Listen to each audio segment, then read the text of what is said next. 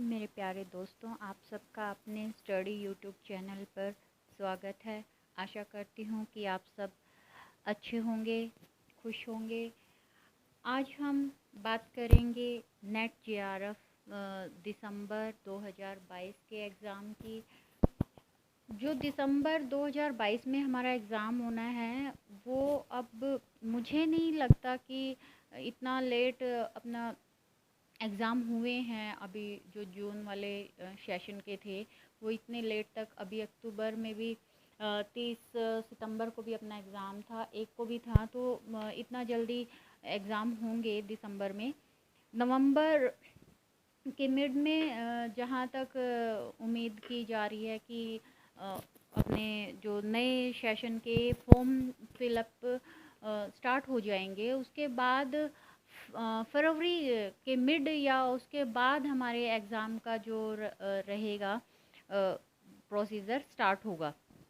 तो हमारे पास तैयारी करने के लिए कम से कम 4 महीने हम लगा के चल सकते हैं कि हमारे पास अपने नेट जेआरएफ की प्रिपरेशन के लिए 4 महीने हैं अभी हाल फिलहाल।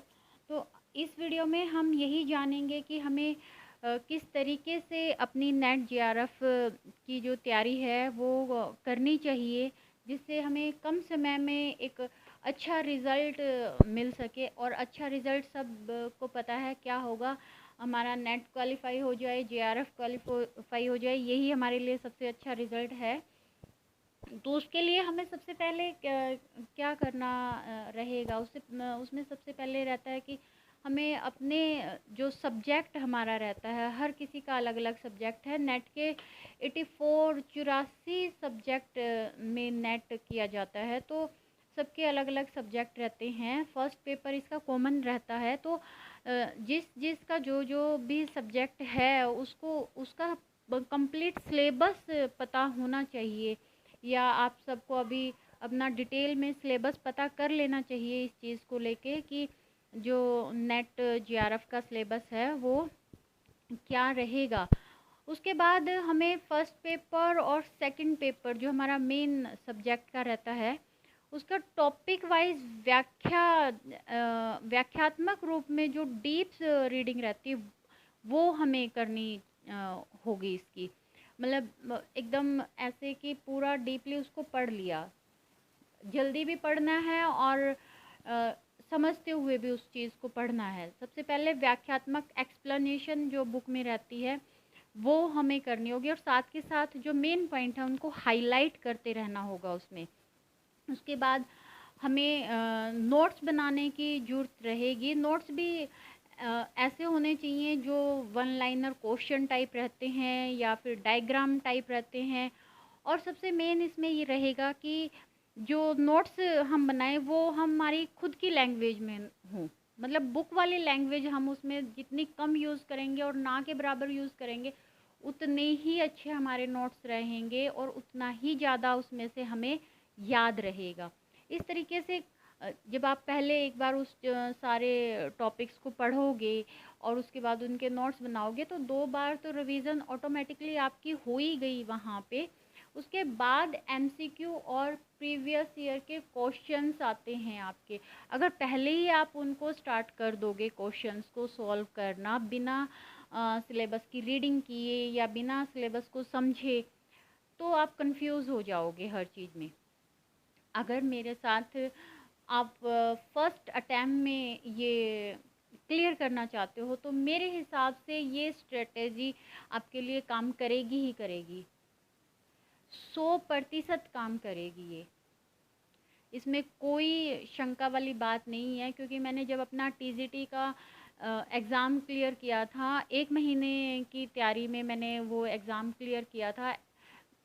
और पढ़ाई को छोड़े उस टाइम मुझे 10 साल हो चुके थे, बुक को हाथ तक नहीं लगाया था। अचानक से बस भगवान जी ने झोली में गवर्नमेंट जॉब डालनी थी और आके खड़ा हो गया एग्ज़ाम की, हाँ भाई 1 महीने के बाद आपका ये एग्ज़ाम है और आपको देना है। तो माइंड में एकदम से क्लिक हुआ, बस ये लास्ट मौका है और इसको किसी तरीके से छोड़ना नहीं है। मैं एक हाउसवाइफ हूँ और सारी जिम्मेदारियाँ सब समझते हैं हाउसवाइफ की क्या रहती हैं, पूरे दिन का रूटीन क्या रहता है।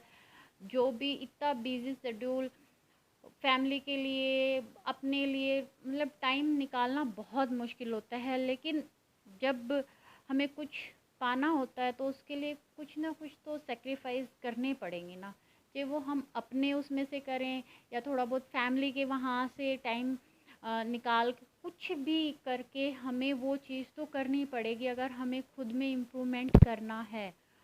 और सबसे बड़ी बात होती है खुद में इम्प्रूवमेंट करना। दूसरों की देखा देखी, अरे वो उसने ऐसे कर लिया, मुझे ऐसे कर लेना चाहिए, वो सही नहीं रहती है। इम्प्रूवमेंट कह लो अपने में या कुछ भी कह लो, खुद में देखो कि अभी तक आप कैसे थे, अब आप में कितना इम्प्रूव हुआ है किसी भी चीज़ को लेके, चाहे वो हेल्थ में है, स्टडी में है, वट एवर जो भी रहे। हर चीज़ का एक अपना अलग क्राइटेरिया होता है और हर चीज़ में हमें टाइम टू टाइम इम्प्रूवमेंट करते रहना चाहिए। तो हम इस पे बात करते हैं अपनी स्टडी पे। तो हमें वन लाइनर, क्वेश्चन टाइप और डायग्राम टाइप अपने नोट्स बनाने हैं और खुद की लैंग्वेज में बनाने हैं, बुक से टेप के नहीं बनाने हैं, खुद की लैंग्वेज में ही बनाने हैं। देन उसके बाद हमें ऑनलाइन ऑफलाइन दोनों ही तरीके से अपने टारगेट को पूरा करने के लिए फोकस रखना है। ये नहीं है कि आपने बस बुक पे डिपेंड हो जाना है या आपने बस ऑनलाइन डिपेंड हो जाना है, नहीं। आपको बुक भी रीड करनी है, उसमें हाईलाइट भी करना है, अपने नोट्स भी बनाने हैं और साथ में आपको ऑनलाइन भी चीज़ों को समझना है। आप जब स्टार्टिंग करोगे तो जब आप ऑनलाइन किसी भी चीज़ को समझने के लिए किसी भी प्लेटफॉर्म का यूज़ करोगे तो उसमें आपको सबसे पहले एक्सप्लेनेशन वाली ही चीज़ें चुननी है। एमसीक्यू प्लीज़ स्टार्टिंग में मत करना, नहीं तो बहुत कन्फ्यूज़न हो जाएगा, क्योंकि वहाँ आपको सीधा सीधा 4 ऑप्शन मिलते हैं और माइंड में जैसे ही आप के जाएंगे। एक वीडियो का ही हम एग्ज़ाम्पल ले लें कि वीडियो चल रही है और उसमें आपको एक क्वेश्चन बोल दिया और उसके 4 ऑप्शन साथ में बोले जा रहे हैं, तो माइंड में चीज़ें जा रही है ना, 4 ऑप्शन भी आपको सुनाई दे रहे हैं, उसमें से फिर एक आंसर आ रहा है या आप उस चीज़ को देख रहे हो, तो वो थोड़ा पज़ल करने वाला हो जाता है। जब तक आपने चीज़ों को अच्छे से नहीं पढ़ा है, उनको नहीं समझा है, उससे पहले एमसीक्यू करना मेरे हिसाब से सही नहीं है। बाकी आप समझदार हो, आप अपने अकॉर्डिंग जैसे भी आपको ठीक लगे वैसे ही कर सकते हो। मुझे नेट जेआरएफ के लिए जो सबसे अच्छी बुक लगती हैं, 2 ही काफ़ी हैं स्टार्टिंग में।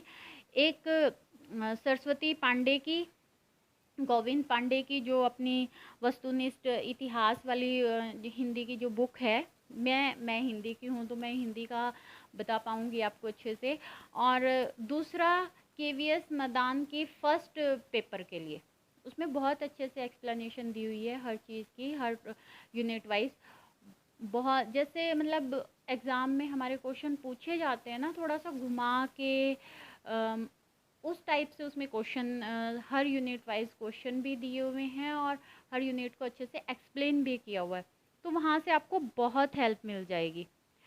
मेरा जो टेलीग्राम मैंने अपने यूट्यूब चैनल के साथ ही स्टार्ट किया है, मैं जितने भी नोट्स अभी मैं एक्सप्लेनेशन में ही अपनी वीडियो बना रही हूँ और जितने भी मैं नोट्स बनाती हूँ या वीडियो पे लेके आती हूँ, वो सारे के सारे पीडीएफ बना के मैं अपने टेलीग्राम पे भी सेंड करती हूँ। अगर आपको वो पीडीएफ चाहिए, अगर आपको लग रहा है कि मेरी जो कंटेंट जो इसमें सारा का सारा सब्जेक्ट के अकॉर्डिंग रहता है टॉपिक वाइज, अब वो आपकी कुछ हेल्प कर सकता है, तो आप वहाँ से पीडीएफ ले सकते हैं।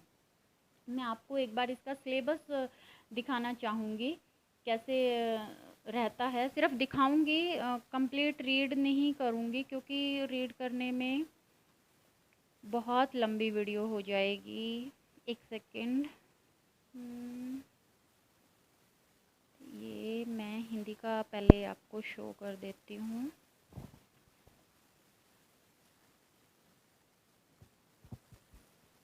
ये देखिए, हमारी इसमें 10 यूनिट रहती हैं। हिंदी का जो हमारा सिलेबस है, पहली है हिंदी भाषा और उसका विकास। उसमें ये जितने भी टॉपिक हैं ये सब हमको एक बार रीड कर लेने हैं अच्छे से, इनके अपने नोट्स बना लेने हैं अपनी लैंग्वेज में। मैंने अभी सिर्फ 2 ही टॉपिक पे इसको स्टार्ट करवाया। माफ़ करना, बीच में मेरा बेटा आ गया था तो इस वजह से मुझे पॉज करना पड़ा थोड़ी देर के लिए वीडियो को। तो हम इस पे फर्स्ट यूनिट की बात कर रहे थे। मैंने अभी फर्स्ट यूनिट से ही स्टार्ट किया है नोट्स बनाने। तो पहले हमें फर्स्ट यूनिट है हमारी हिंदी भाषा और उसका विकास। उसके बाद है हिंदी साहित्य का इतिहास। उसके बाद है हिंदी साहित्य की, इसी में है हिंदी साहित्य की गतिविधियाँ। और थर्ड यूनिट जो हमारी है साहित्य शास्त्र, इसको काव्य शास्त्र भी कहते हैं, वैचारिक पृष्ठभूमि, ये हमारी फोर्थ है। फिफ्थ में है हिंदी कविता और सिक्स्थ में है हमारी हिंदी उपन्यास। सेवन्थ में है हिंदी कहानियाँ। एट्थ में है हिंदी नाटक। नाइन्थ में है हिंदी निबंध और 10th में है आत्मकथा, जीवनी तथा अन्य गद्य विधाएँ। ये हमारा हिंदी का सिलेबस है। मैं फर्स्ट पेपर का और आपको दिखा देती हूँ एक बार। अगर आपको डिटेल में इसकी भी PDF आपको मेरे टेलीग्राम चैनल पे मिल जाएंगी, सिलेबस की भी। हम इसको शुरू से देख लेते हैं। ये कॉमन पेपर होता है हम सबका। फर्स्ट यूनिट है शिक्षण अभिवृत्ति। सेकंड है शोध अभिवृत्ति। थर्ड है बोध। फोर्थ है संप्रेषण। फिफ्थ है गणितीय तर्क एवं अभिवृत्ति। सिक्स्थ है युक्ति युक्त तर्क। सेवन्थ है आंकड़ों की व्याख्या। एट्थ है सूचना और संचार प्रौद्योगिकी ICT। नाइन्थ है लोक विकास और पर्यावरण। और 10th है उच्च शिक्षा प्रणाली। इसमें से हमारे जो रहते हैं, इसमें से हमारे 50 क्वेश्चन आते हैं और हर क्वेश्चन 2-2 नंबर का रहता है। और जो हमारा सेकंड पेपर मेन सब्जेक्ट का होता है उसमें से 100 क्वेश्चन आते हैं, वो भी 2-2 मार्क्स के रहते हैं। मतलब टोटल 300 मार्क्स का हमारा एग्ज़ाम होता है। और जो क्वेश्चन होते हैं वो 150-150 क्वेश्चन रहते हैं। अगर आपको ये चाहिए कि इनमें से कौन सी यूनिट पे ज़्यादा फोकस करना चाहिए, कौन सी पे कम करना चाहिए, तो मैं उसको एक अलग छोटी सी वीडियो उसकी अलग से बना दूँगी। अगर आपको चाहिए तो आप प्लीज़ मुझे कमेंट करके बता सकते हैं। हाँ, मेरा बस इतना है कि हर कोई अपनी लाइफ में सक्सेस हो, और ख़ासकर हाउसवाइफ। मैं खुद हाउसवाइफ हूँ, तो क्योंकि हर कोई अपने अपने तरीके से कर सकता है, लेकिन हाउसवाइफ के पास तो टाइम भी नहीं होता है अपने लिए कुछ सोचने का। बहुत मुश्किल से वो टाइम निकाल पाती है खुद के लिए। और मैं चाहती हूँ कि हर कोई हाउसवाइफ अपने लिए कुछ तो सोचे, कुछ करने की, खुद के लिए कुछ करने की। फैमिली के लिए तो वो चीज़ अपने आप ही हो जाती है। अगर आप जॉब करते हो, सोचते खुद के लिए हो, लेकिन फैमिली के लिए तो वो अपने आप हो ही गई ना। ये तो है नहीं कि जो आपने कमाया वो खुद पे ही उड़ाए जा रहे हो, वो फैमिली के लिए, अपने बच्चों के लिए, अपने हस्बैंड के लिए भी तो होगा ही ना। तो वही चीज़ है, बस आपको अपने इम्प्रूवमेंट पे ध्यान देना है, जो बहुत बहुत ज़रूरी है आज के टाइम में। तो मिलते हैं नेक्स्ट वीडियो में कुछ और इंफॉर्मेटिव नोट्स के साथ, और साथ में जो हमारे सिलेबस के से रिलेटेड जो वीडियो हैं वो चलती रहेंगी। अगर आपको कुछ भी डाउट है या कुछ समझ नहीं आ रहा है या मुझसे कोई क्वेश्चन है या कोई सुझाव है, तो आप मुझे प्लीज़ कमेंट करके ज़रूर बताएं। अगर आपको मेरी वीडियो अच्छी लगी हो तो प्लीज़ लाइक करना, चैनल को सब्सक्राइब करना। ओके, फिर मिलते हैं। Bye, take care.